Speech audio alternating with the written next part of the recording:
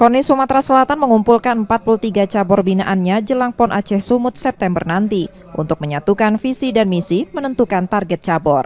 Sebanyak 258 atlet dari 43 cabur yang lolos PON Aceh Sumut ditarget dapat meraih 28 medali emas.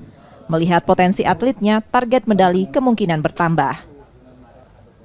Hasil 28 emas ini sudah kita komunikasikan bersama dengan cabur-cabur yang lolos ini. Jadi saya rasa mudah-mudahan ini merupakan target yang realistis sehingga memang 20 emas ini sudah akan terlampaui dan hari ini sudah hitungan kami menjadi 28 medali emas.